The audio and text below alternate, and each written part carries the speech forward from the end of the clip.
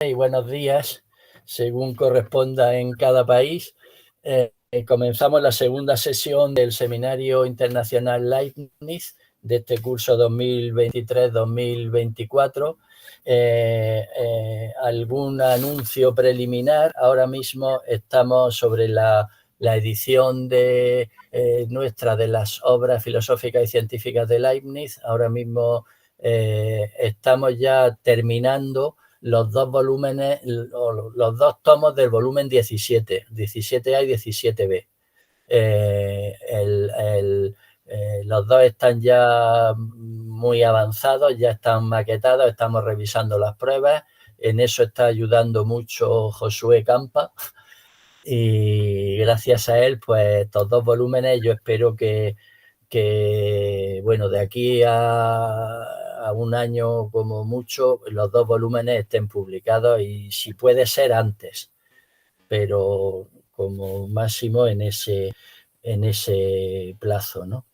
Eso es el 17A y el 17B. El volumen 6, que es el de los nuevos ensayos, ya os dije en la reunión anterior, pues que por fin hemos conseguido tener el permiso de alianza para utilizar el texto de Javier Echeverría y entonces ese volumen también lo tenemos, pues, en fin, en cuanto podamos ir avanzando, pues revisar el texto, poniéndole la introducción, las notas, los índices y demás, pero ese también pronto saldrá lo antes posible, ¿no? Y luego el volumen 19, que también tenemos ya prácticamente todo traducido y ya hemos empezado, Josué Campa ha empezado a revisar los textos, las correspondencias del volumen 19 y ese pues también saldrá pronto, pero ese tardará un poquito más porque bueno, primero queremos acabar y que salga el volumen 17A y el 17B, y el 6 pues también queremos que salga lo antes posible, ¿no? Entonces, bueno, pues esto va avanzando razonablemente bien. En diciembre tendremos una reunión como tenemos cada año para pasar revista a cómo va el proyecto. Y bueno, ya poco a poco ya podemos ir diciendo que ya va quedando menos, lo cual siempre fue cierto, pero ahora es más menos que en otras ocasiones, ¿no? Realmente ahora mismo ya tenemos prácticamente todos los volúmenes muy avanzados. Los dos que están más atrasados, ya os lo dije la otra vez, son el del 13 de estética, que se lo está haciendo María Ramón Gubels, pero ahí pues hay dificultades en encontrar los textos y demás, y ese se puso en marcha hace relativamente poco, y el 12, que también está ahí pues un poco atrasado, no sabemos exactamente, ¿no?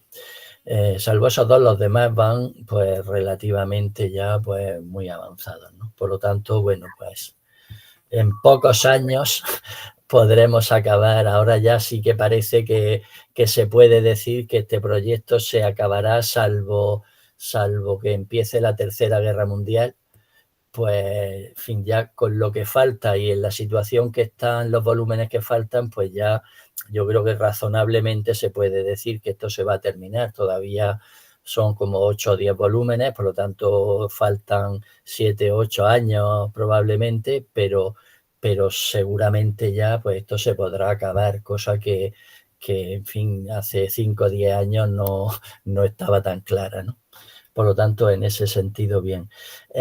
Os recuerdo lo que os dije en la reunión anterior, que han encargado a Óscar Esquisabel un número monográfico sobre Leibniz de la revista de filosofía de la Universidad Iberoamericana de México. Entonces, quien quiera escribir algo para ese número, pues que se ponga en contacto con Óscar Esquisabel y ya pues que concreten exactamente pues los temas, las fechas y todo eso, ¿no? Y luego recordaros, aunque ahora mismo todavía falta, pues que aproximadamente dentro de un año, es decir, en noviembre del 2024, será el 6º Congreso Iberoamericano Leibniz, que como sabéis, pues tendrá lugar en Buenos Aires y organizado pues por Óscar Esquisabel y, en fin, y la gente con la que él trabaja allí, Maximiliano Escobar y Federico Raffo, algunos más, ¿no? El grupo ese de Argentina, pues se van a encargar de la organización y demás, ¿no? Ya iremos concretando eso, pero lo que sí está puesta ya en la fecha, que será en noviembre del 2024. Y nada más, empezamos, si os parece, la sesión de hoy. Hoy tenemos de ponente principal a Celi Hirata, que trabaja en la Universidad de São Paulo, en Brasil, y que es una habitual tanto del seminario nuestro como pues de los congresos sobre Leibniz en España, en Latinoamérica. Estuvo también en el congreso Leibniz de Hannover, y ya pues es una experta en Leibniz y con una larga trayectoria. Entonces, nada más, cuando quieras, Celi, puedes empezar. Va a hablar en portugués, ya le hemos pedido que hable despacito y así la podemos entender bien y no habrá problema. Celi, cuando quieras. Eu queria começar, boa tarde. Queria começar agradecendo ao Juan Nicolás pelo convite para apresentar nesse seminário e também agradecer a Ana Ramires. Eu fico muito contente de poder apresentar aqui. E realmente aqui a minha proposta é um artigo que eu estou ainda escrevendo, então é um trabalho inacabado. Por isso, todas as observações que vocês fizerem vai me ajudar muito. E aí uma outra observação é essa que o Juan falou, né, que infelizmente eu não falo espanhol, mas eu vou tentar falar o mais lentamente, o mais claro possível. Depois, se vocês não entenderem alguma coisa que eu disse, por favor, vocês me falam e eu retomo. A proposta de hoje que eu pretendo falar a respeito é sobre o diálogo do Leibniz com Locke a respeito de duas noções. Uma é a distinção entre percepção e apercepção, que é uma distinção que propriamente só surge nos novos ensaios, e o conceito de inquietude, que depende também da tradução que o Coste faz dos ensaios do Locke, né, do termo anisnes. O que eu quero, né, indicar nesse trabalho é como o conceito de pequenas percepções que se torna mais contundente com o aparecimento do conceito de apercepção é o que justamente permite a Leibniz reformular o conceito de inquietude que aparece no Locke e dar um sentido não só diferente daquele que tem na filosofia do Locke, mas em relação também à tradição cristã. Então, eu vou começar a leitura, né, do texto, eu vou ler, e eu vou tentar ler da maneira mais clara e lenta possível. Então, meu trabalho é em duas partes, né? A primeira parte diz respeito à distinção entre percepção e apercepção, e a segunda parte diz respeito ao conceito de inquietude. Então, começo a leitura. Na obra de Leibniz, o neologismo apercepção surge pela primeira vez no seu diálogo com o pensamento de Locke nos novos ensaios sobre o entendimento humano. Esse termo, em conjunto com um sentido preciso do seu verbo correspondente, apercevoir, permite a Leibniz distinguir de maneira mais contundente a percepção em geral, que indica a representação da multiplicidade na unidade e caracteriza a atividade das substâncias em geral, e a apercepção, que é mais restrita e se refere às percepções que são notadas e objeto de reflexão, ou seja, trata-se das representações mentais de que se possui consciência. Essa distinção, por sua vez, propicia uma apreciação mais acurada das pequenas percepções ou percepções insensíveis e inapercebidas que estão presentes, não apenas nos animais e outros seres, mas também constituem a maior parte da vida psíquica dos seres humanos. Trata-se de percepções das quais não estamos conscientes. Com esse conceito, Leibniz se contrapõe tanto a Descartes como a Locke, na medida em que ambos identificam a percepção com a representação mental acompanhada de consciência.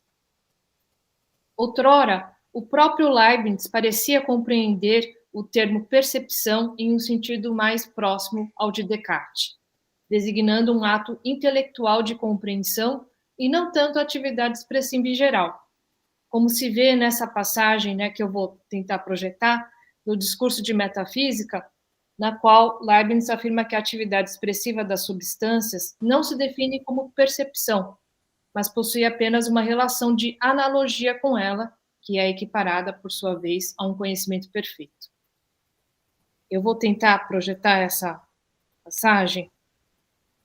É uma passagem, certamente vocês conhecem muito bem, mas só para assinalar aqui o uso que Leibniz faz do conceito de percepção.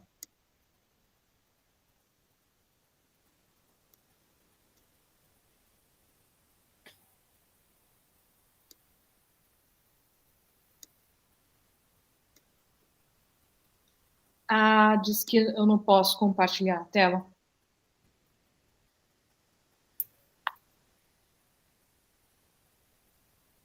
Eu tentei aqui compartilhar a tela, mas eu não estou conseguindo. Bom, então eu vou sem compartilhar. Si lo puedes enviar a Josué o a Ana Ramírez, sí, y ellos quizás lo puedan poner y compartirlo. Ah, será? O si tienes el texto que estás leyendo, si lo puedes compartir, así nosotros, además de oírlo, lo vemos y lo entendemos mejor. Si lo tienes. É que eu tenho como apresentação naquele keynote. Dice que no puedes compartir? Sim, ele fala, eu vou tentar novamente. Permíteme.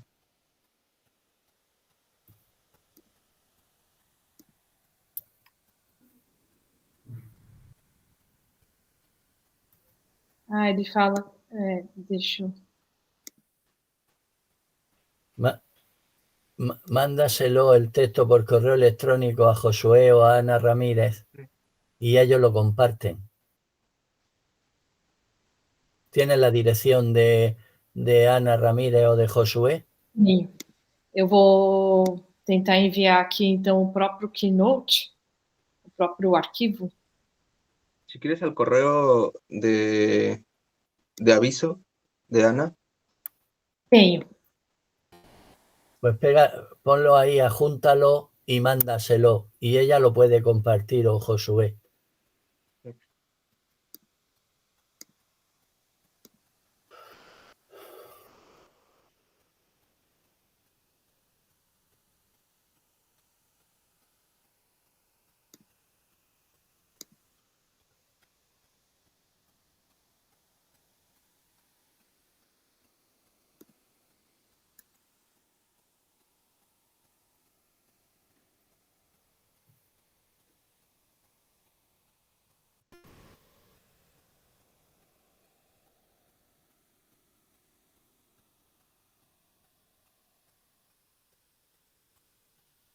Enviei a Ana Ramírez. Não sei se ela pode por e-mail. ¿Le han mandado el texto? Eu enviei, na verdade, a apresentação dos textos, as citações naquele keynote, que é equivalente ao PowerPoint, acho. Ana, ¿te ha llegado el documento de Celirata? Eu acabei de enviar. Ana.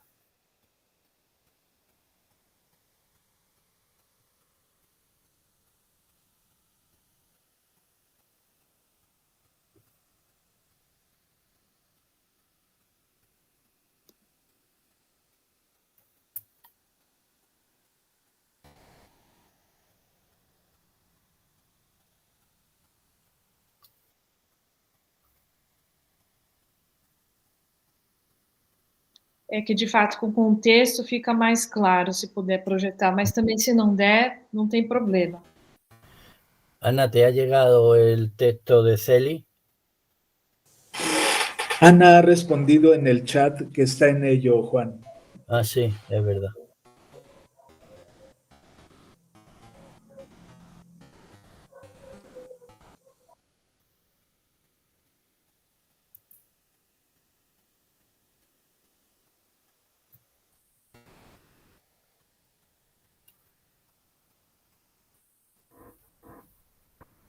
Ah, não chegou.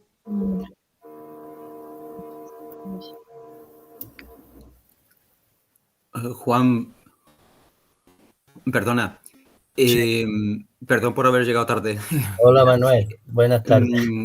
Hay una opción en el Meet que es para poner subtítulos. Puede poner subtitulado en portugués conforme va hablando. En los 3 puntitos aparece la opción activar o desactivar subtítulos. Ah, será que se eu sair da chamada, é isso, Ana?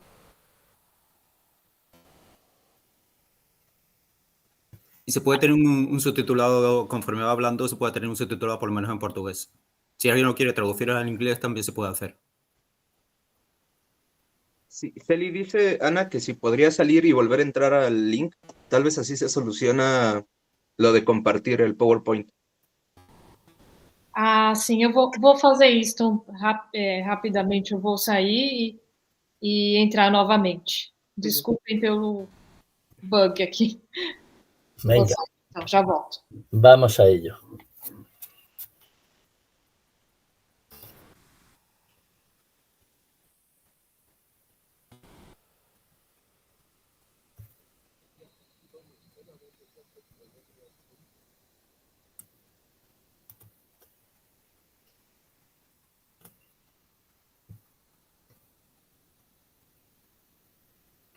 Y si no, se puede intentar lo que dice Manuel Luna, que de poner subtítulos, que para efectos nuestros de poder ver el texto da igual. Sí, pero creo que era más bien una presentación, no el texto. Ah. Quizá tenga algún esquema o algo.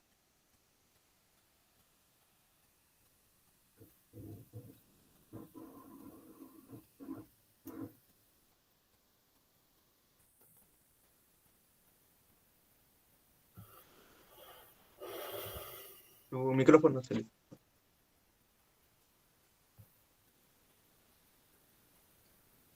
Eu tentei aqui novamente, realmente não consigo. Mas eu vou lendo, eu acho que espero que fique claro. Celi, intenta lo que dice Manuel Luna. En los 3 puntos sale lo de activar subtítulos. Ativar. No, pero eso es individual, Juan. Todos los demás lo haríamos, menos ella. Sí, Ah, ella eso, no para es hacerlo necesario. eso es para hacerlo cada participante. Cada uno de nosotros lo podemos hacer y nos sale en nuestra pantalla. Vale, Ou vale, então, vale. sabe o que eu posso fazer também? Eu acho que eu posso colocar no chat. Ya.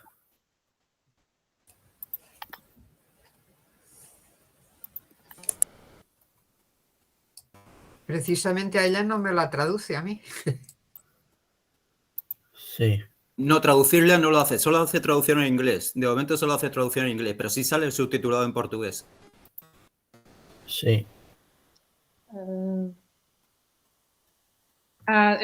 Só um instante que ele não foi tudo. Sí, ya yo lo he puesto y efectivamente me salía en inglés o bien en portugués. Y funciona bien. Celi, acabo de compartir mi correo por mensaje. Si quieres intentar enviármelo y ya un último intento para, si no, continuar solo en... Eu vou tentar então enviar. Uhum. Qual que é o seu endereço de e-mail mesmo? Sim. Qual que é o seu endereço de e-mail mesmo? Sí, Gmail. Ah, agora eu vi.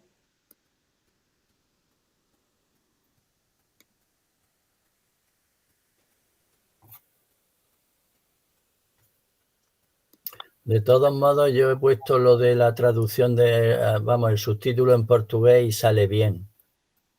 O sea que eso puede ayudar también a todos los demás.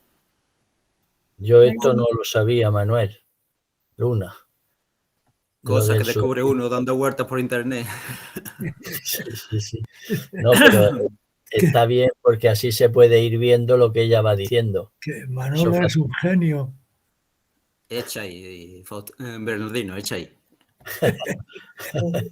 Concuerdo, Bernardino. Eres un genio. Yo siempre lo supe. Eu enviei para o Josué. Sí, estoy tratando de abrirlo. Mas acho que deu para ver, né, nesse chat que eu coloquei.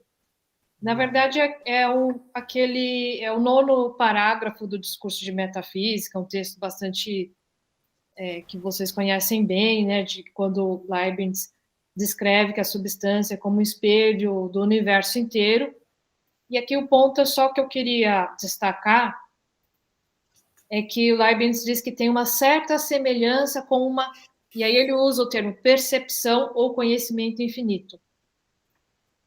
E depois, em outra passagem do discurso de metafísica, no parágrafo 15, no qual ele trata sobre ação e paixão, ele justamente vai identificar a percepção com a ação e a paixão com a dor. Então, o que eu quero destacar é que nesses 2 textos do discurso de metafísica, o termo percepção, ele está próximo do significado que o Descartes dá a ele, né, como uma apreensão intelectual, como uma percepção distinta.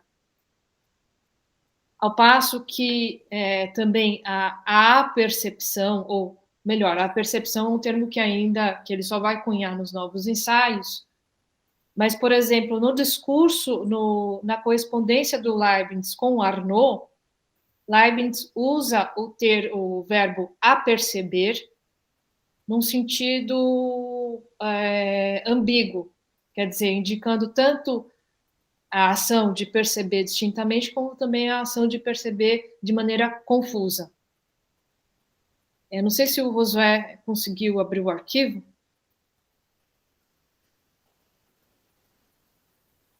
Porque senão também posso colocar no chat novamente.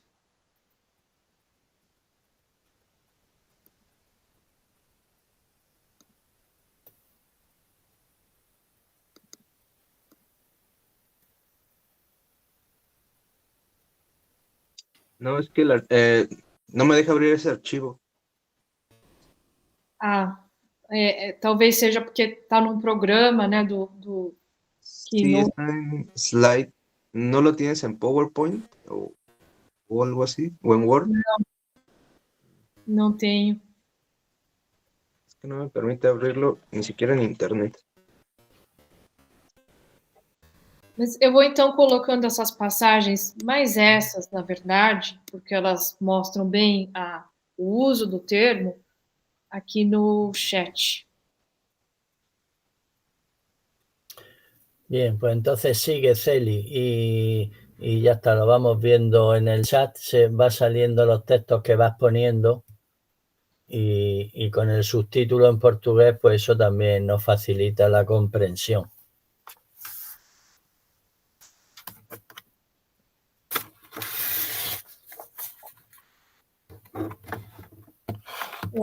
Agora, né, eu coloquei esse texto da correspondência do Leibniz com Arnaud, no qual ele usa o termo aperceber justamente para falar a ação de perceber o movimento dos humores que circulam nos vasos, ou seja, a percepção ínfima, que é inapercebível. Como também de cada onda no rio, né? Para depois eu me aperceber do resultado geral. Ou seja, Leibniz usa aí na correspondência com Arnaud o verbo aperceber de uma maneira que indica tanto as pequenas percepções inapercebíveis, como também as apercepções propriamente ditas. Ou seja, Leibniz ainda não definiu o uso que esses termos terão posteriormente. E aí era mais isso que eu queria mostrar com essas passagens.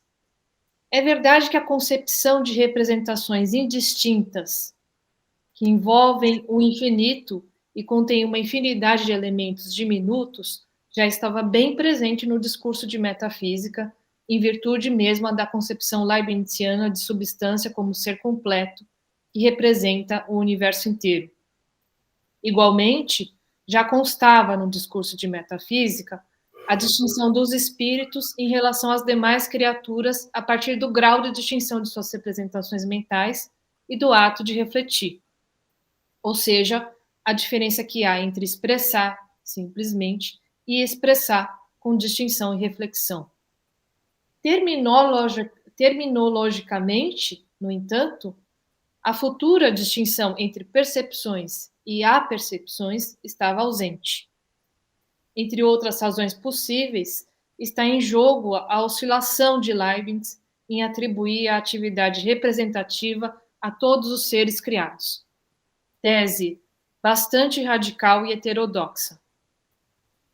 Na sua correspondência com Arnaud, na qual desdobra as implicações das teses apresentadas em seu discurso de metafísica, Leibniz aventa que todos os seres poderiam ser dotados de percepção, o que o leva a formular uma concepção mais ampla de percepção, o de representação do múltiplo no simples, e que não inclui necessariamente o pensamento e a reflexão.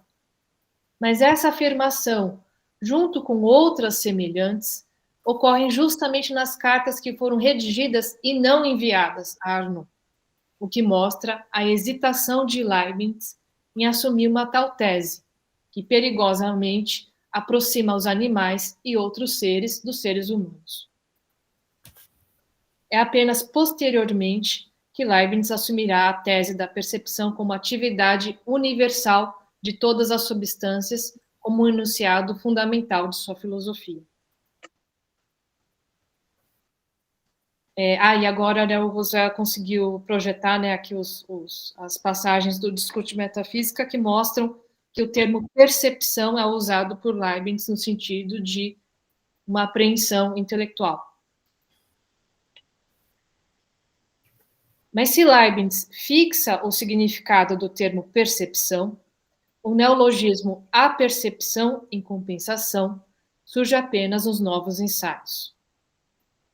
O novo conceito permite ao autor distinguir as percepções das apercepções propriamente ditas e, consequentemente, dar mais destaque às pequenas percepções inapercebidas, enfatizando que o que caracteriza a percepção não é o fato de estar consciente do conteúdo representado, mas sim a representação mental do que é exterior à mente em geral.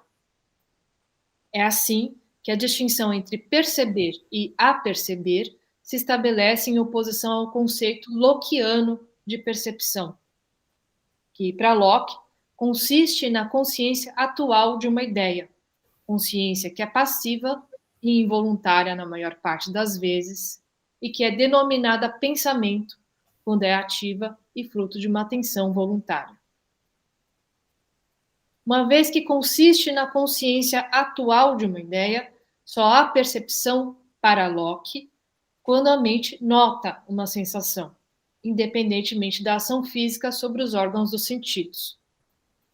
O filósofo britânico distingue dessa maneira a percepção da fisiologia, sem uma relação causal determinada e gradual entre as impressões nos órgãos sensoriais e os seus efeitos na mente. Dessa forma, institui-se tanto uma desassociação entre o que se passa no corpo e o que se passa na mente, quanto uma distinção rígida entre o percebido e o não percebido, sem qualquer continuidade ou gradação.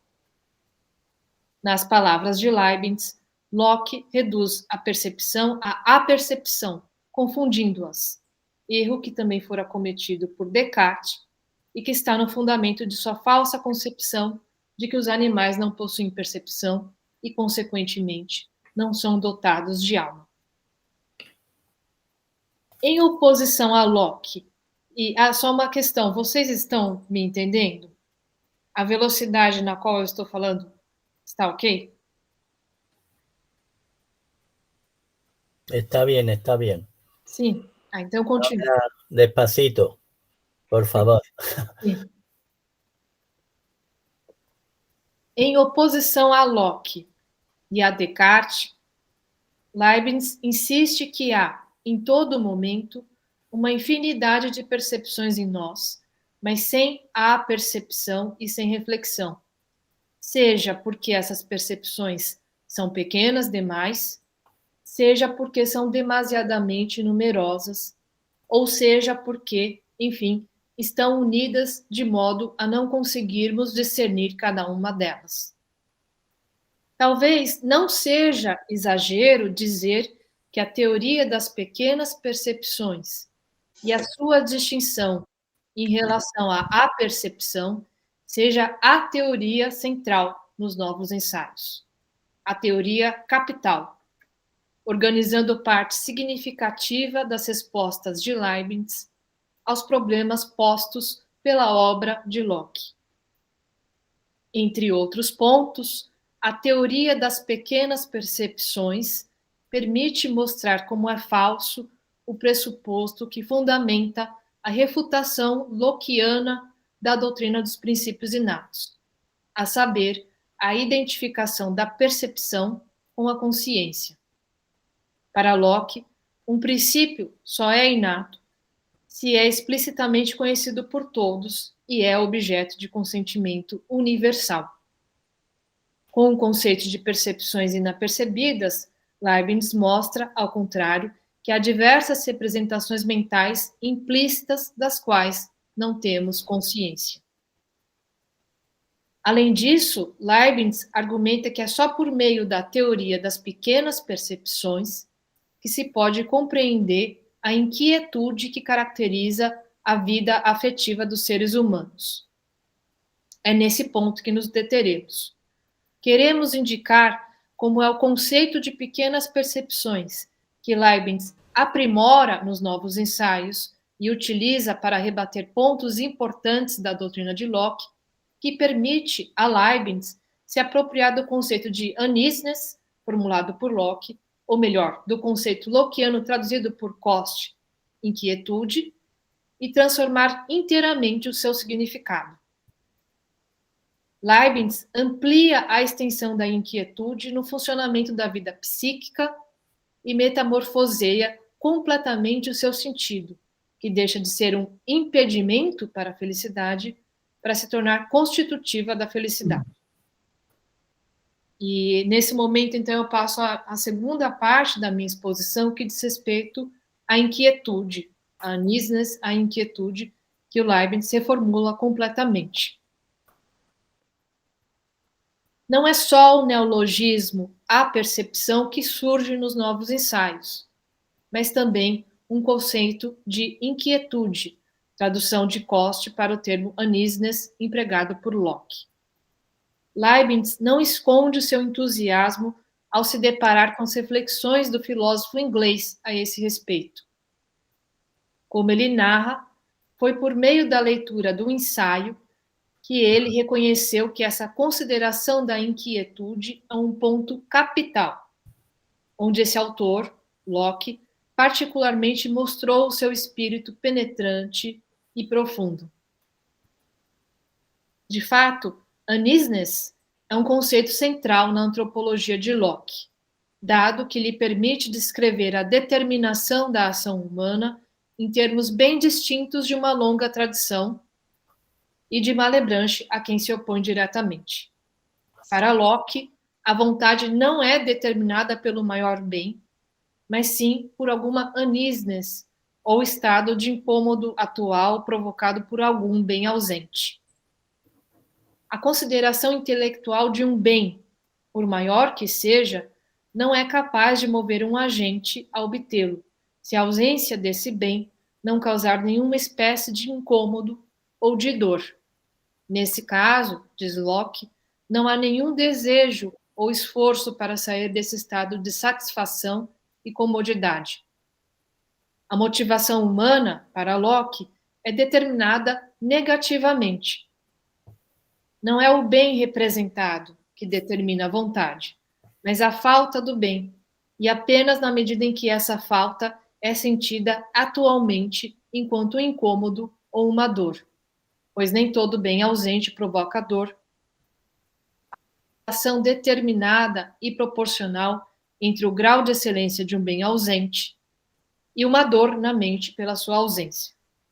Mas a dor, por seu turno, sempre causa um desejo que lhe é proporcional, porque a ausência do bem não é sempre um mal, como é a presença da dor. Ou seja, a motivação das ações não é, para Locke, a busca pelo bem ou pelo prazer, mas o esforço para afastar um incômodo, uma dor, que é atualmente sentida. A uneasiness é, assim, o motor da ação humana, e as diferentes paixões são descritas por Locke como diferentes modos do prazer e da uneasiness, que subjaz as paixões tristes em um vocabulário spinozano, como a tristeza, o medo, a cólera e a inveja. Essa inquietude que se sente pela ausência de uma coisa que apaziguaria o espírito é o que se denomina desejo. Como Locke, Leibniz concede ao conceito de uneasiness, ou melhor, de inquietude, um papel basilar na sua teoria da determinação da vontade. Aliás, mais do que isso, Leibniz, de certo modo, torna esse conceito de inquietude ainda mais fundamental do que Locke, na medida em que amplia a gama de fenômenos que são explicados por meio dele. Em primeiro lugar, diferentemente de Locke, que considera a uneasiness não algo contínuo, mas pontual, por mais frequente que seja, Leibniz julga que a vida psíquica nada mais é do que um desdobramento incessante de múltiplas inquietudes. A inquietude subjaz continuamente a passagem de um estado a outro da alma e é coextensiva à vida, já que não existe estado afetivo neutro nem indiferença de equilíbrio. Além de ampliar a alçada da inquietude, Leibniz transforma o conceito, dando-lhe uma conotação positiva que estava ausente em Locke. Tanto na ampliação como na metamorfose do conceito, a teoria das pequenas percepções inapercebidas possui um papel fundamental, mas igualmente a tradução do termo realizada por Coste, que permite a Leibniz assimilar completamente o fenômeno em questão, o termo em questão, à sua filosofia. O próprio Leibniz confere bastante destaque a essa tradução ao transcrever, nas palavras de Filaleto, a nota de Coste, que reconhece que o termo francês inquiétude não exprime exatamente o que Locke entende por uneasiness, que denota o estado de um ser humano que não está à vontade, a carência de satisfação e de tranquilidade na alma, e que é, desse ponto de vista, puramente passivo. O termo uneasiness designaria, assim, reconhece Coste, mais um estado do que um processo. Leibniz confessa que o termo inquietude lhe convém mais e exprime melhor a natureza da coisa em questão, mesmo admitindo que talvez não seja tão fiel ao conceito de Locke. E assim, o deslocamento do termo mostra o desacordo entre um autor e o outro. Não à toa, Leibniz consagra um longo parágrafo à justificação do termo inquietude e à exposição de sua conveniência para tratar do assunto em questão. De partida, inquietude não tem a conotação negativa que uneasiness tem, enquanto o contrário do bem-estar e da satisfação, que marca um desprazer, um desgosto, um incômodo ou alguma dor efetiva. Além disso, carrega consigo o termo inquietude uma conotação dinâmica, que está em pleno acordo com a concepção leibniziana de substância. Se anisnes põe a isnes, inquietude por seu turno, expressa o estado oposto daquilo que está em repouso. É também o que o termo equivalente em alemão, Unruhe, permite expressar. Josué, se você puder, por favor, ir para, acho que a terceira janela.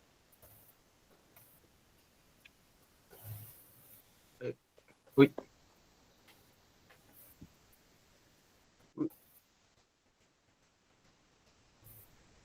¿Hay más de una? Sim. Não, será que não chegou para você? Porque eu mandei a apresentação do Keynote, que tem várias janelas. Déjame.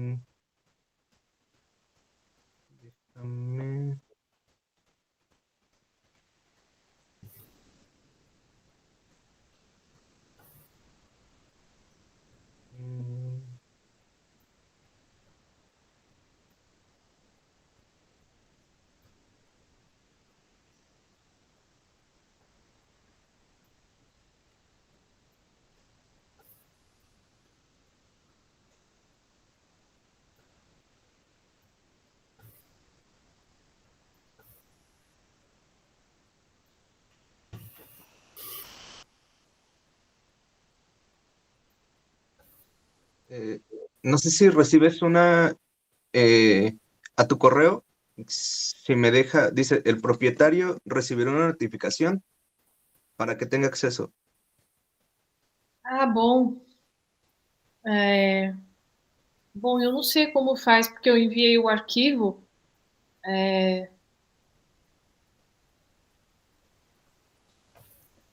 Bom, são mais algumas citações dos novos ensaios, né, que eu vou fazer. Eu acho que eu vou ler aqui mesmo, né, e se não ficar claro, a gente retoma depois. Sí. Mas então o Leibniz, né, no capítulo 20 do segundo livro, né, diz o seguinte, né, denomina-se Unruhe em alemão, isto é, inquietude, o pêndulo de um relógio.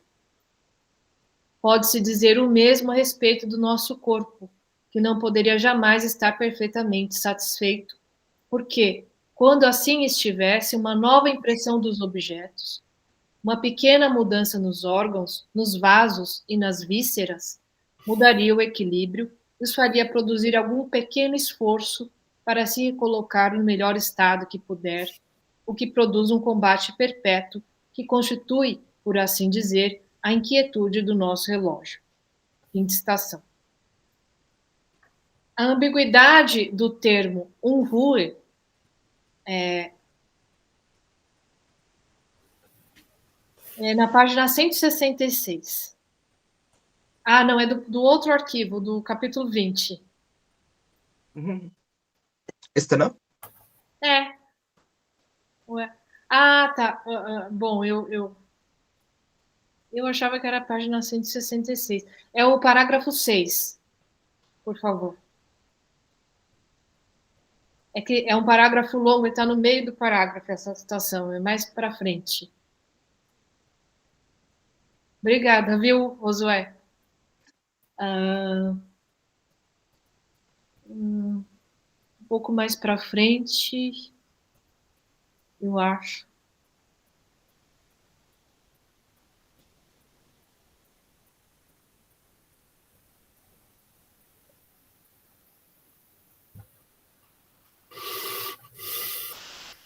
Um pouquinho mais para frente, eu acho.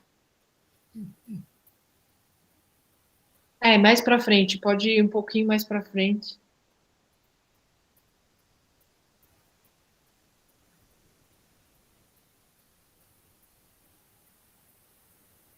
Um pouquinho mais. Talvez esteja por aí. Um pouquinho mais é onde...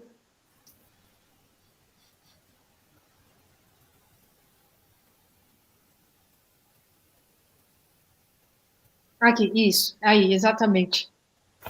né, que o Unruhe, né, que Leibniz ele aproveita a ambiguidade, né, do termo Unruhe, em alemão, que indica tanto, literalmente, inquieto e o pêndulo de um relógio. Essa ambiguidade dá ensejo para que Leibniz equipare a inquietude que caracteriza o nosso estado como essa ambiguidade do termo Unruhe, né, dá ensejo para que Leibniz equipare a inquietude que caracteriza o nosso estado com um mecanismo incessante de movimentos e contramovimentos, no qual o movimento é constitutivo de seu funcionamento. Assim como não há repouso absoluto nos corpos, o repouso se definindo como movimento mínimo, a alma nunca está completamente tranquila, satisfeita e em equilíbrio. Mas esse estado de insatisfação não pode ser identificado com a dor, porque as alterações e os esforços se dão na maior parte numa escala diminuta, infinitesimal. Se Locke visa, com a sua Uneasiness, tratar daquelas representações mentais que constituem o aguilhão da ação humana, o incentivo da ação humana, o conceito de pequenas percepções inapercebidas e sua distinção em relação às percepções apercebidas é incontornável, já que o que nos faz agir de uma maneira e não de outra é uma somatória de tais percepções infinitesimais e seus apetites infinitesimais correspondentes. E agora eu vou citar uma outra passagem, deixa eu ver, que está no outro arquivo, que é do capítulo 21. Deixa eu ver a página certinha. 279, se eu não me engano, a página. Mejor dime el parágrafo. 36. 279 la página. Ok.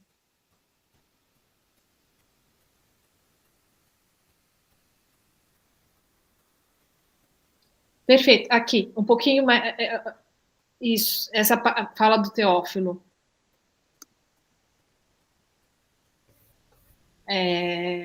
Eu queria poder ler em espanhol, mas eu não vou conseguir, vai ficar ridículo. Si quieres, yo lo leo. Por favor, até. Sim, por favor. O comecinho, Sí. Me dices cuando detenga. Si Perfeito. tomáis vuestra uneasiness o inquietud como un auténtico displacer, en ese sentido no estoy de acuerdo en que sea el único acicate a la acción. Más frecuentes son esas pequeñas percepciones insensibles que podrían ser denominadas dolores no aperceptibles, si no fuese porque la noción de dolor encierra la de apercepción.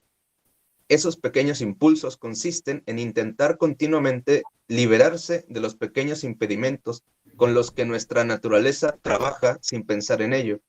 La inquietud que se siente sin conocerla consiste precisamente en eso, y nos hace actuar tanto en las pasiones como cuando parecemos estar más tranquilos, pues nunca estamos sin algún tipo de movimiento y acción, lo cual es debido a que la naturaleza trabaja continuamente para sentirse más a su gusto. Perfeito. También, Muito obrigada, Josué.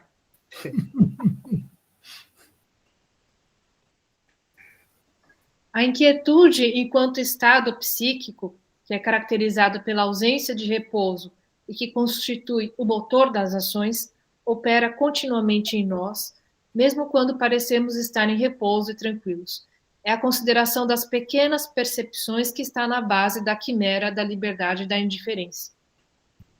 Por consistir, na maior parte das vezes, em percepções insensíveis e indistinguíveis, a inquietude adquire um sentido inteiramente positivo na filosofia de Leibniz, que não poderia possuir no ensaio de Locke.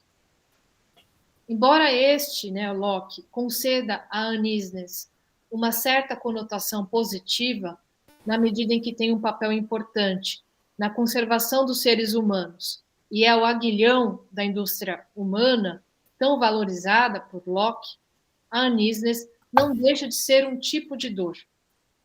Associando a inquietude com as percepções inapercebidas, Leibniz pode, ao contrário, dissociá-las da dor e de um desprazer verdadeiro, associando-as, ao contrário, por uma gradação e passagem contínua aos prazeres. Josué, no fim eu acabei citando aqui bastante os novos ensaios. Será que você poderia, por favor, acessar o capítulo 20, que está no outro arquivo? Deixa eu ver o número da página. É também o parágrafo 6, mas eu acabei não anotando o número da página certinho. Um pouco mais isso, pode continuar. Nessa página, um pouquinho mais para cima. Graças a esta habilidade. Gracias a esta habilidad, la naturaleza nos ha podido dar el acicate del deseo como rudimentos o elementos de dolor, o por decirlo así, del semidolor. O, si preferís expresaros abusivamente para poder hablar con más vigor, de los pequeños dolores no perceptibles, para que pudiésemos gozar más del mal, sin tener que soportar sus incomodidades. Pues de esta forma, si esa percepción fuese excesivamente distinta, siempre estaríamos en un estado miserable, cuando esperásemos el bien, mientras que esta victoria continua sobre esos semidolores que uno siente, siguiendo su deseo y satisfaciendo en cierto modo ese apetito o ese prurito, nos proporciona cantidad de medios placeres, cuya persistencia y acumulación, exactamente como un cuerpo pesado que cae va aumentando su impulso hasta adquirir gran impetuosidad, llegan a convertirse al final en un placer entero y verdadero. En el fondo, sin esos medios dolores no existiría placer y no habría modo de apercibirse de si algo nos ayuda y nos alivia, eliminando algunos obstáculos que nos impiden sentirnos a gusto. Es también aquí donde se reconoce la afinidad entre placer y dolor, que, en el Fedón de Platón, Sócrates hacía notar cuando le picaban los pies. Perfeito. Obrigada, Josué. É uma citação que eu quis... Essa citação ela é longa, mas ela é importante. A consideração do grau é fundamental no problema em questão. É pela sua natureza diminuta, insensível, que as percepções que constituem os estímulos do desejo podem propiciar a conservação do corpo e fomentar a indústria humana, sem a desvantagem do desconforto e do desprazer. Esse expediente permite que desfrutemos das vantagens do mal, tema eminentemente leibniziano, né? Esse das vantagens do mal, sem que esse mal nos afete enquanto mal verdadeiro. E as vantagens não residem apenas nos frutos da atividade humana, mas nos prazeres que essas semidores propiciam. Assim como há uma continuidade entre as percepções diminutas e insensíveis e aquelas que são apercebidas, também há uma continuidade e passagem entre as dores diminutas e os prazeres diminutos. Continuidade que não poderia haver no caso da inquietude ser uma verdadeira dor.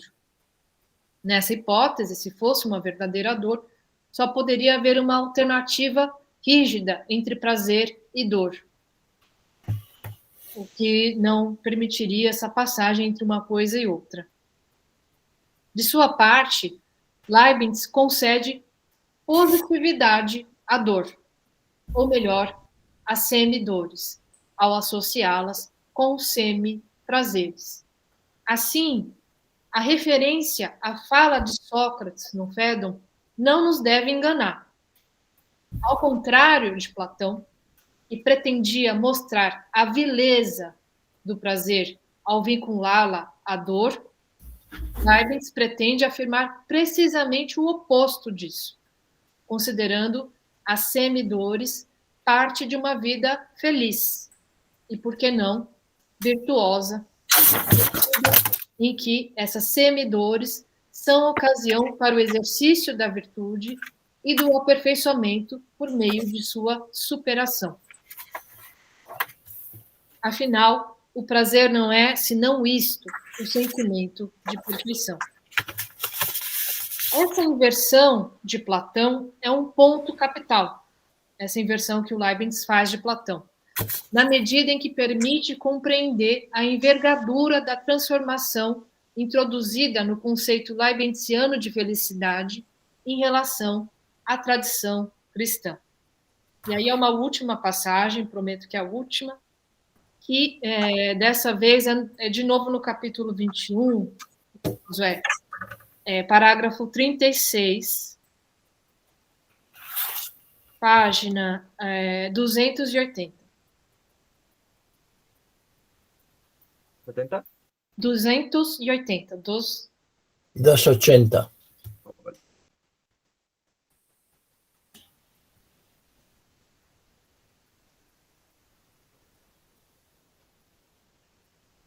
Perfeito, la acumulación. Ok. La acumulación de esos pequeños éxitos continuos de la naturaleza que intenta estar cada vez más a su gusto, tendiendo al bien y gozando de su imagen, o bien disminuyendo la sensación de dolor, es ya de por sí un placer considerable y a menudo vale más que el propio gozo del bien. Y muy lejos de que se deba considerar esta inquietud como una cosa incompatible con la felicidad, yo encuentro que la inquietud es esencial para la felicidad de las criaturas, la cual nunca consiste en una posesión perfecta, que les volvería insensibles e incluso estúpidas, sino en un progreso continuo e ininterrumpido hacia mayores bienes, que no puede dejar de venir acompañado por un deseo o al menos por una inquietud continuada, pero que tal y como acabo de explicar, no llega a incomodar, sino que se limita a esos elementos o rudimentos de dolor, no perceptibles por separado, pero que no dejan de ser suficientes para servir de aguijón y para espolear a la voluntad. Perfeito, José, obrigada.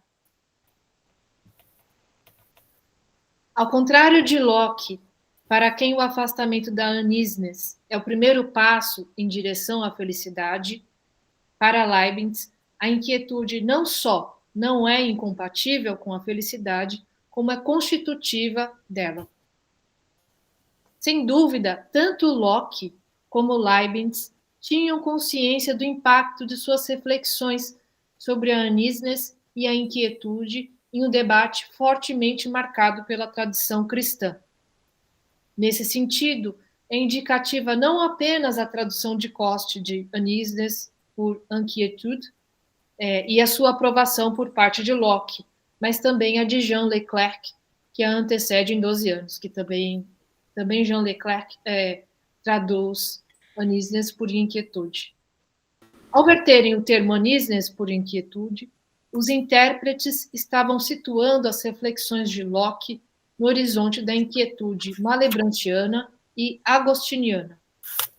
Nessa tradição, a inquietude é um movimento do coração que ansia por Deus e pela plenitude. Locke laiciza e naturaliza o conceito. Por mais que a anisnes seja um dom de Deus, ela é dada aos homens para buscar a sua própria conservação e não para procurar Deus ou algo transcendente.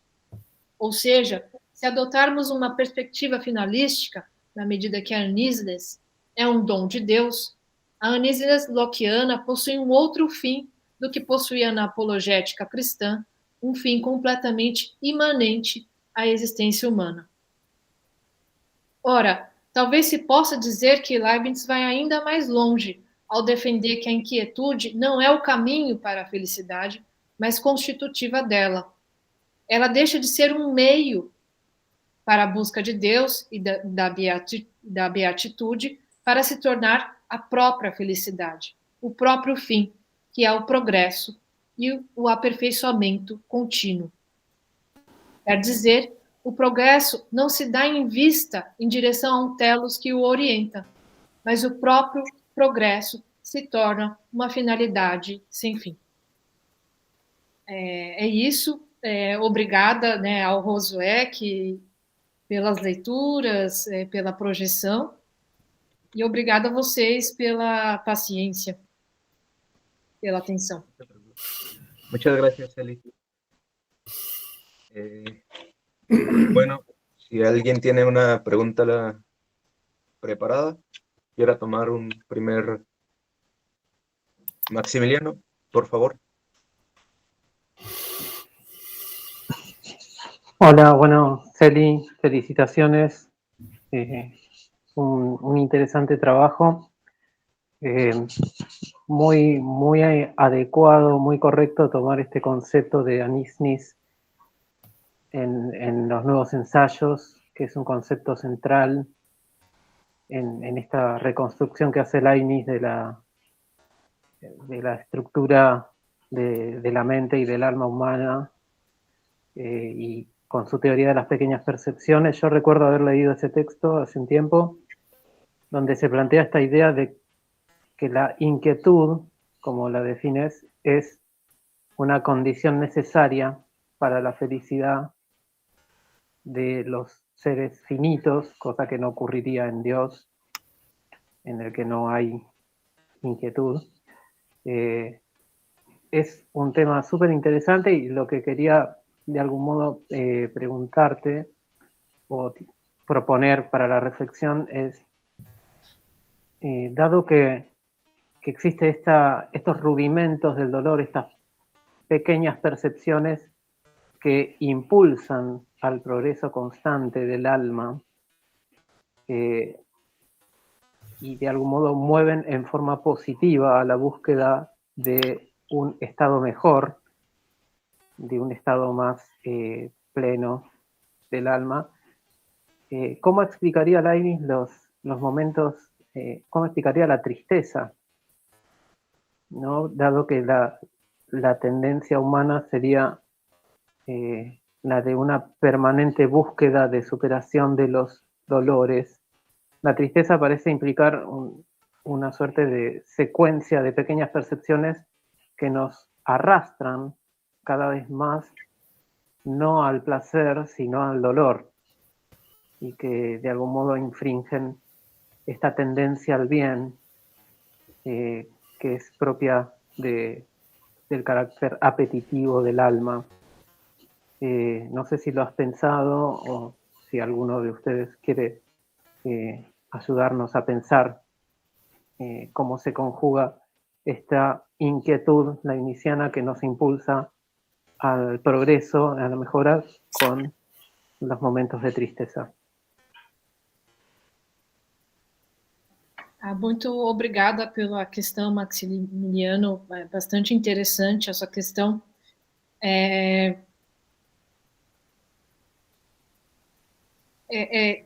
Que diante, né, dessas pequenas dores, semidores, pode ter duas atitudes diferentes, né? Pode aquele que é virtuoso, né, ele busca sempre tornar as suas percepções cada vez mais distintas e passar um aperfeiçoamento maior. Mas também pode ser, é possível também o movimento contrário, né, de uma passagem a uma paixão, né, uma passagem a um estado ainda mais imperfeito, ou uma continuação no estado imperfeito. Quer dizer, a diferença que existe aí é entre aquele que é virtuoso e aquele que é vicioso. O que é importante para o Leibniz é que essas semidores, elas são uma ocasião para o exercício da virtude, né? Mas elas, em si, não levam à virtude, né? Elas são ocasiões para a virtude.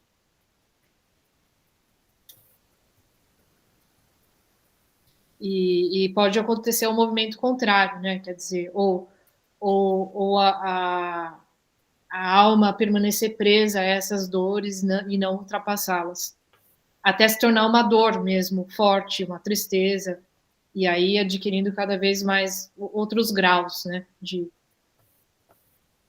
de paixões tristes.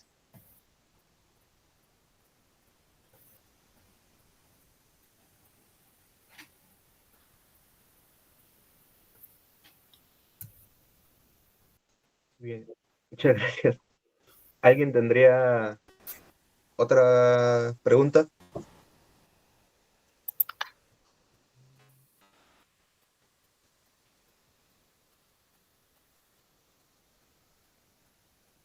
Juan, ¿quisieras continuar? Bueno, si no hay ninguna otra pregunta por ahora, pues solo primero, bueno, agradecer a Celi pues que nos haya hecho llevar nuestra atención a la noción de inquietud, porque es verdad que resulta muy, muy central en los nuevos ensayos, tal y como ella lo ha planteado, en la conexión entre las pequeñas percepciones y el progreso humano hacia la felicidad, ¿no? Y ahí la noción de inquietud tiene un carácter positivo, ¿no? Yo creo que es importante, digamos, llevar la atención ahí, ¿no? Sobre lo que decía Maximiliano, pues yo lo que diría es que a Leibniz le faltó la dialéctica hegeliana. Si la hubiera tenido, pues seguramente hubiera resuelto algunos problemas de este tipo, ¿no? De los que plantea Maximiliano, ¿no? Pero en fin, no la tenía. Es verdad que fue uno de los precedentes de Hegel, pero no tenía eso. Pero bueno, en todo caso, yo lo que quería preguntarle a Celi es ¿por qué al final de la exposición tuya has hecho, digamos, una interpretación inmanente del progreso del alma? Digamos, independiente de algún acercamiento hacia Dios. Yo no sé si Leibniz en algún momento renuncia a esa concepción cristiana a la que tú aludías al final, y para hacer elaborar una concepción del alma y del ser humano de carácter inmanente. Entonces, el final, tal y como tú lo has planteado, no lo he entendido bien. No sé cómo has llegado tú a esa conclusión, ¿no? En términos de inmanencia. Eso sí, no sé por qué, no lo he entendido bien. Sim, obrigada pela questão. Na verdade, eu falei do termo imanente, eu empreguei o termo imanente para caracterizar a anisnes no Locke, né? Que para Locke, a anisnes é um dom de Deus, na medida em que Deus dá a anisnes para nós procurarmos nossa própria conservação e para nos incitar ao trabalho, à indústria, né? Que é tão importante para Locke. E, nesse sentido, tem uma finalidade imanente, embora seja um dom de Deus, a finalidade da anisnes é imanente à vida humana. Mas a verdade é que também eu falei em relação ao Leibniz, né, que ele opera uma mutação fundamental na medida em que, claro, né, o Leibniz ele é um filósofo cristão, né, e que coloca Deus como ser supremamente perfeito e o conhecimento de Deus como algo fundamental para a felicidade humana. Mas a mutação fundamental que o Leibniz faz é que essa inquietude que toda a tradição cristã, quer dizer, o Agostinho, Malebranche, depois pensam como um signo, né, de que para os seres humanos falta alguma coisa e que impulsionam os Deus. No Leibniz, essa inquietude, ela deixa de ser um meio em vista de Deus, né, em vista do conhecimento de Deus, para se tornar a própria felicidade, de certa maneira, porque como a felicidade é o prazer ininterrupto, o prazer contínuo, às vezes a gente, né, o que seria esse prazer contínuo? Poderia ser algo, um bem absoluto, né, que a alma atingiu e pronto, é um prazer contínuo, é um prazer durável, justamente porque a alma adquiriu algum bem. Mas não é isso que o Leibniz fala, pelo menos nos novos ensaios. Esse prazer contínuo, na verdade, nada mais é do que uma passagem de uma semidor para um semiprazer, de outra semidor para outro semiprazer, de uma dor ao prazer, de dor ao prazer, ou seja, um aperfeiçoamento contínuo. Quer dizer, não é um estado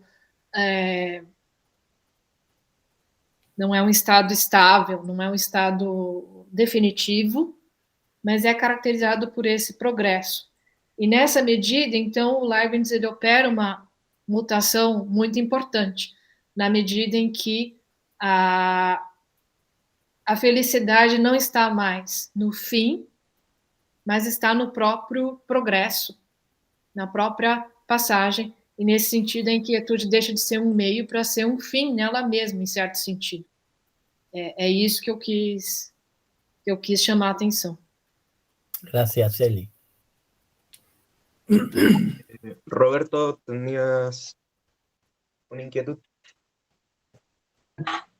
Sí, una inquietud. Bueno,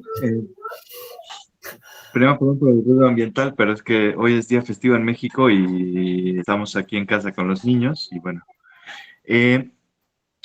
Yo creo que en relación justo a la pregunta de Juan y en lo que has comentado, yo creo que no es incompatible, justo porque está pensando en la tradición agustiniana, ¿no? La noción de inquietud, me parece que al menos en la patrística cristiana, viene totalmente de San Agustín, y recordando un poco que justo en San Agustín lo importante es cómo esta vía interior, este hombre interior, a través de esa interioridad es que uno descubre a Dios, ¿no? Entonces yo no vería como ningún tipo de incompatibilidad entre uno y otro si es que Leibniz está siguiendo esta tradición.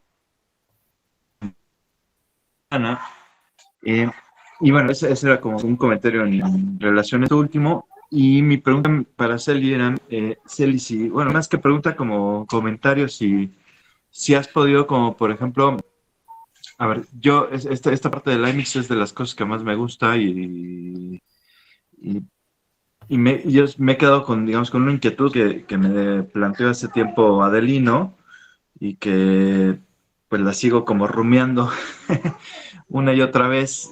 No le encuentro como mucha, bueno, que me falta tiempo para poder explorarla más, pero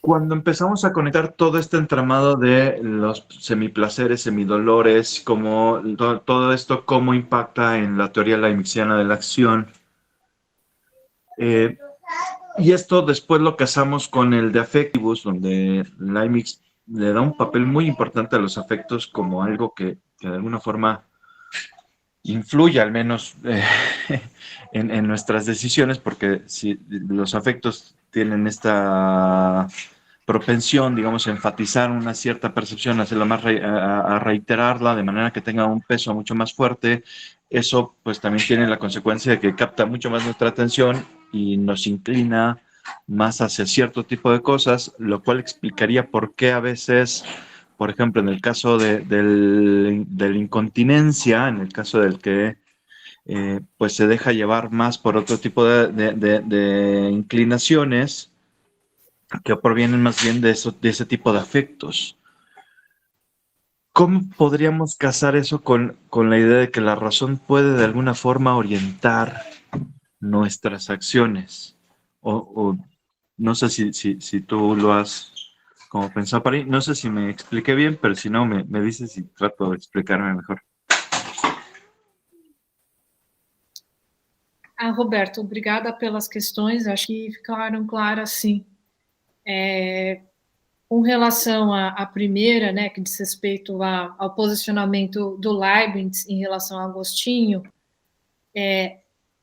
eu imagino que para o Agostinho, para o Leibniz, estivesse bem claro que era nessa tradição que ele está debatendo, né, tanto ele como o Locke.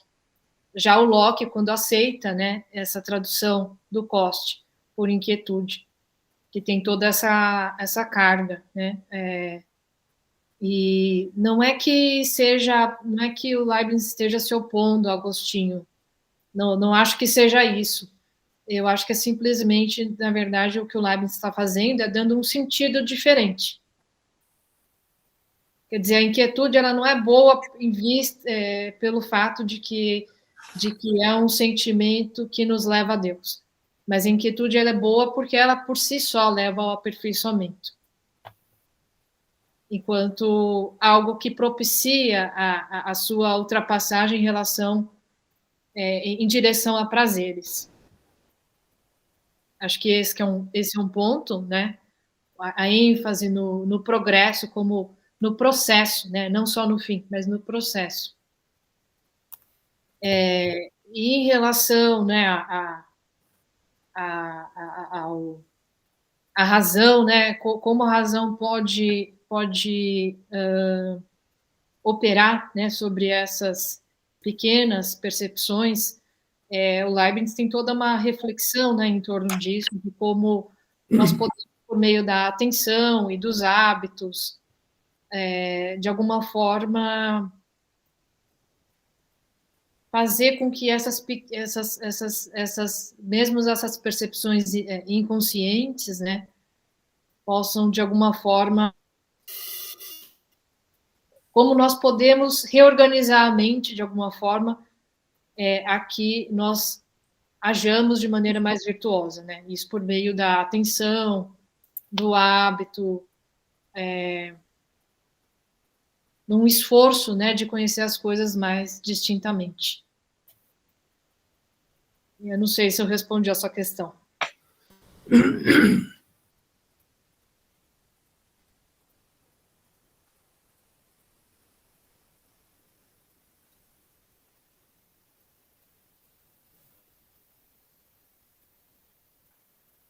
Bueno, muchas gracias. ¿Quisieras ir cerrando, Juan, o alguien tendría alguna...? Maximiliano ha pedido la palabra. Esta puede ser la última pregunta ya. No, yo no levanté la mano. La tengo que sacar, perdón. Perdón. Luis Antonio y Bernardino. Yo le cedo mi tiempo a Bernardino, por supuesto, y solo le pediría mientras a Celi su correo electrónico por el chat, porque le tengo que enviar algo. Sí, voy a enviar por Gracias. ahí. Bueno, Bernardino, adelante. Sí. Perdonad, que estoy un poquito constipado. Yo voy a ir por otro lado. Habremos observado, Manolo Luna, recuérdalo, que Leibniz tiene verdadera obsesión por la ley de la continuidad. Y aquí hay ejemplos maravillosos. Aparte, entre paréntesis, la excelente traducción que nos habéis enviado. Ahora, Leibniz, en estos 2 capítulos tan maravillosos, está haciendo de psiquiatra. Es decir, está ahondando en una aplicación maravillosa de la ley de la continuidad a los afectos. Genial. Pero es que Leibniz, la ley de la continuidad, la tenía tan metida en su cerebro que nunca la abandonaba, y no voy a hacerme ahora pesado y poner ejemplos, pero citaré solamente 2 cosas. En las animadversiones imparte en general en Principiorum Cartesianorum, ataca justamente a Descartes precisamente porque para medir el choque de los cuerpos no tuvo en consideración la elasticidad, que no es otra cosa sino la expresión en los cuerpos de la ley de la continuidad. Y poco antes de morir, en el año 1714, en Initia Rerum Mathematicarum Metaphysica, un texto genial que deberíamos leer casi con veneración, porque ahí establece Leibniz además la geometría, no la analítica cartesiana, sino la geometría situs. Pero en fin, tiene un pasaje maravilloso cuando dice él que la ley de la continuidad es que tanto ha asombrado a los geómetras, decía él, en virtud de la cual de aquello que continúa y va disminuyendo continuamente, se produce su contrario. Por ejemplo, de la extensión que vaya continuamente disminuyendo, se produce lo inextenso. Y de los números que vayan disminuyendo poco a poco de forma continua, se produce la ausencia de número. Es decir, Leibniz entiende de manera metafísica la continuidad. Si recuerdas tú misma, en el prefacio de los Nuevos Ensayos hace todo un alarde de la ley de la continuidad, pero ojo, aplicándola completamente a todo su sistema y va poquito a poco, parágrafo a parágrafo.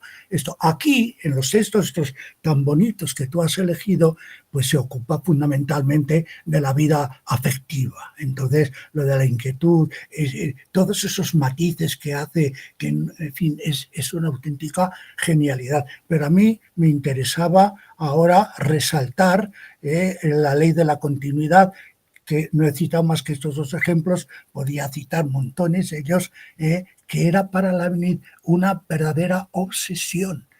La ley de la continuidad que la naturaleza nunca viola, dice en Initia Rerum Mathematicarum.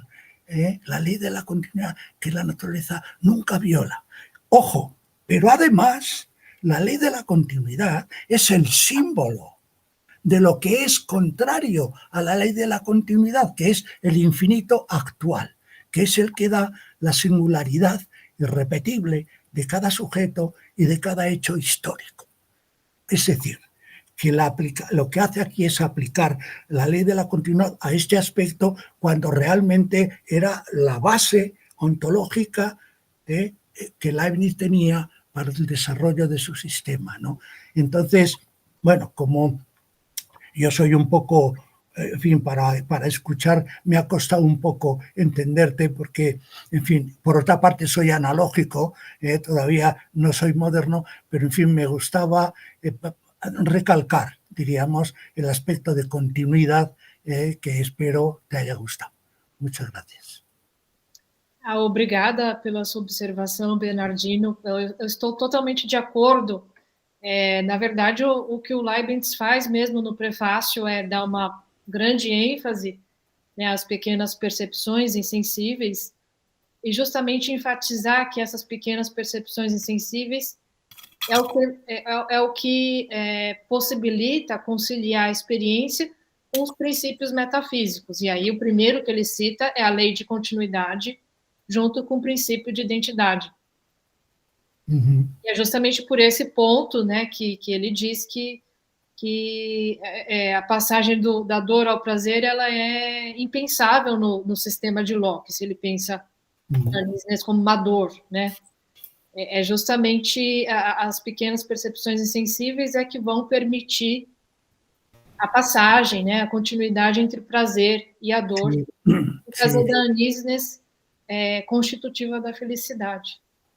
Sí, claro, esta es la aplicación que hace en estos 2 maravillosos pasajes, pero claro, los hay infinitos en cualquier lado. Por ejemplo, cuando aquí en este capítulo 21 habla del pensamiento ciego, ¿recuerdas? Lo utiliza también en la lógica. Y en el estudio que tenemos de la naturaleza, justamente por el pensamiento ciego, que es continuo, nos permitimos hablar en números, en distintos números de las realidades. Y aquí habla también del pensamiento ciego, cuando nos fiamos de las palabras en vez de ir al fondo de las cosas, ¿no? En fin, que me ha gustado y que yo creo que valía la pena. Manolo Luna, me gustaría escucharte algo algún día sobre la ley de la continuidad, de la cual nos enseñaste tú muchos textos hace muchos tiempos ya. Otra vez, Bernardino, más quiere, ya tuve aquello, ¿no? Que me costó 4 años, ¿no? No, pero fue genial, hombre. Sí, hombre. Bueno, nada. Bueno, muchas gracias. Pues vamos cerrando. ¿Hacemos el sorteo, Juan? Venga. Vale. Pum, pum, pum.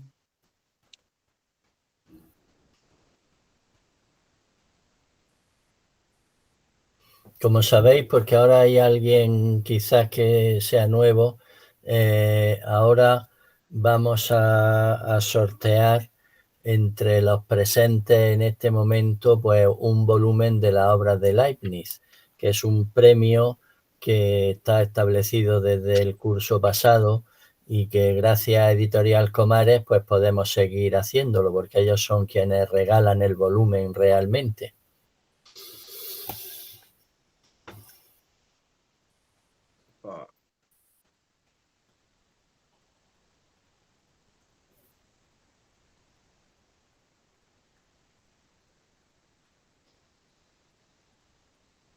Sí. Manuel Luna, no sé si ya había tocado. ¿Están todos, Sí. Josué? Sí. Ya me tocó. Yo creo que le corresponde a otro tener esa suerte. Manolo, que tienes suerte, ¿eh? Sí, ya ves. La primitiva no me toca, pero esto sí. Josué, creo que no están todos los nombres ahí, o por lo menos no se ven todos. Ah, que hay más. Vale. Sí. Rodrigo. Sí estoy. Hola. Te ha tocado el coraje. Sí, tienes que elegir entonces qué volumen quieres que te enviemos, de los que ya se han publicado, claro. Sí, me gustaría el que editó el maestro Tomás Guillén, que es el volumen 10, para ver qué dice Leibniz de esa muchacha que se llama Teodicea. Muchas gracias. Después, durante el transcurso del día, le envío mis datos. Sí, escribe a Ana Ramírez o a Josué o a mí, nos mandan la dirección postal a la que quieres que te enviemos el volumen y en un par de semanas o 3 por ahí lo tendrás. Muchas gracias. Nada, a ti y bueno, gracias a todos los demás asistentes. Continuamos con el seminario. Gracias a Celi Hirata, pues que ha tenido que hacer un esfuerzo especial por dirigirse a un público en español. Espero que tenha dado para entender. Bien. Y nada, gracias. Seguimos. La próxima sesión la tendremos el día 12 de diciembre y la exposición la hará Alfredo Martínez del Instituto Tecnológico de México. Gracias a todos y que vaya bien y hasta la próxima reunión.